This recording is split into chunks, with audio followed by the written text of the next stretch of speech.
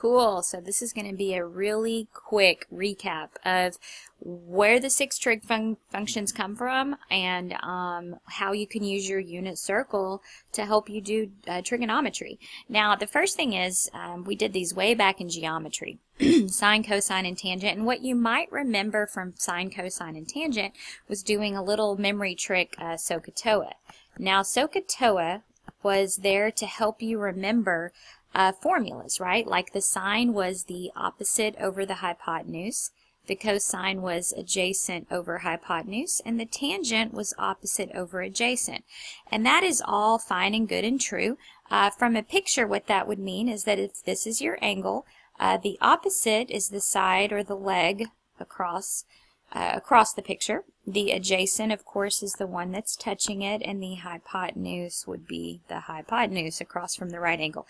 That should be sort of a, review, and that should be sort of something that everybody knows. But what's super cool about this is I can relate this to the unit circle very quickly by doing one little thing here. Okay, so imagine that we have an x and y axis right here, and imagine that we have a circle that is going around and hitting this. Ooh, this should look familiar.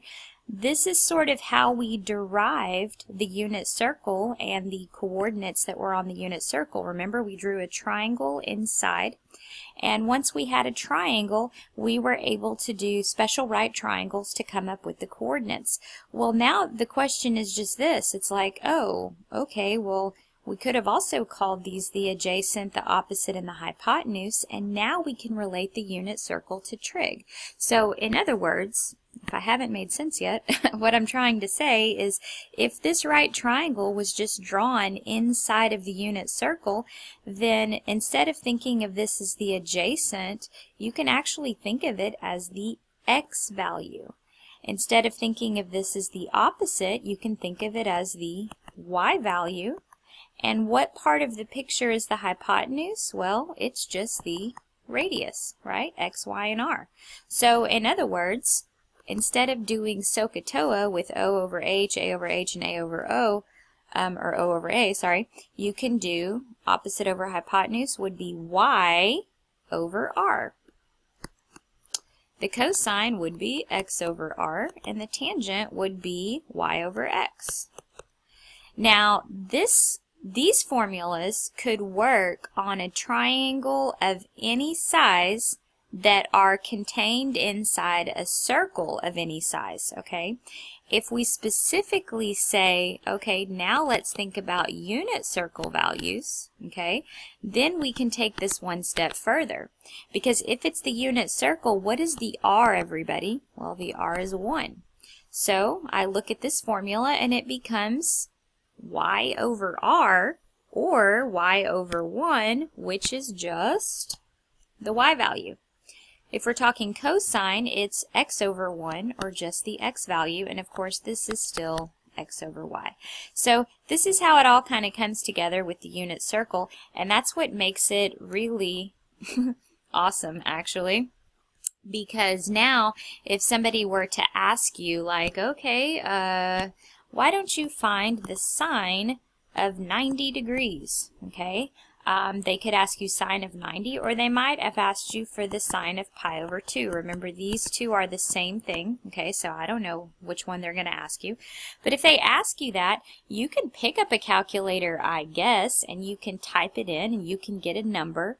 Or, if you know this stuff, then you can just say, oh, wait a minute, I've memorized my unit circle, or I'm supposed to memorize my unit circle, and I just need the y value at 90.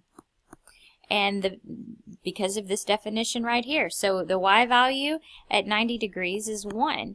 And if you want to prove it to yourself, then pick up that calculator and type this in, and you will get that. Check your mode if you're on the calculator. Please be careful. Remember, you need to go to mode. I'm just going to put a little check mode. Okay, that's important.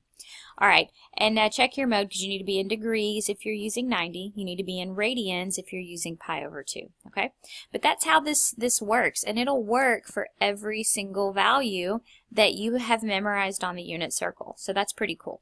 Now it says 6 trig functions here, and we've only written 3. Well, the reason for that is because there are 3 others that you did not do in geometry. They are called the reciprocal functions. Reciprocal functions, and I'm just going to kind of bracket them off. They're called reciprocal functions because they are the reciprocals of these 3 above. Okay, so if you want to just flip these, then what would happen is sine would be, instead of O over H, we're going to do H over O, and it's not called sine anymore. It's actually called cosecant. The abbreviation for cosecant is CSC, and it's just the reciprocal of that, so it's just H over O. Okay, the reciprocal of cosine is secant, and it is SEC, and then we're flipping cosine, so it's H over A. And then the reciprocal of tangent is cotangent, which is COT, and now it's A over H. So if we want to relate that to the other formulas like X's and Y's and R's, it's just going to be R over Y, or R over X, or X over Y. So we're just flipping everything above, and that's why they're called the reciprocal identities, or not identities, but functions. And once again, if we put them on a unit circle, I'm just going to finish out this part of the chart. If I put them on the unit circle, then this one would be 1 over Y, this would be 1 over X, and this would be still X over Y. So you're going to be able to do trig functions of anything without a calculator. And in fact, you'll notice these buttons aren't even on the calculator, so typing them in is not that much fun. So I usually just say, hey, if it's unit circle, let's just do these, you know, by hand. So let's do one example of that, and then I will shut up. So let's pretend that you're asked to find the secant of like 2 pi over 3. Okay, so what you have to do is, or what I recommend is, first just kind of have in your mind 2 pi over 3 on the circle and where it is. So 2 pi over 3 is right here, and maybe even just know that point either in your head or draw it out. Now the point that goes there is -1/2 and then positive root 3 over 2. You're going to need that because secant, it says right here, if we kind of, it is 1 over the x value. So what is the x value at that angle? Well, the x value is -1/2. So we need to math this out. What is 1 over -1/2? Well, most of you, hopefully some of you can do this in your head. If you can't, just think of this as, you know, 1 divided by -1/2, and then whenever you're doing this, you have to flip the second and multiply. So you have to flip the denominator and multiply, and it's just going to become -2. If you're terrible at fractions, and you lost me here, remember you can always turn a whole number into a fraction. So you could call that 1 over 1 over -1/2, and you could really think of it as 1 over 1 divided by -1/2, which is the same thing as 1 over 1 times -2 over 1, and then top times top, bottom times bottom. So, you know, just in case you needed that. But you could do that for, once again, anything on the circle that you've memorized. Don't use a calculator. You just math it out with these ratios over here and these formulas. And that is how you use the unit circle in conjunction with SOHCAHTOA and the 6 trig functions. All right, have fun doing some problems.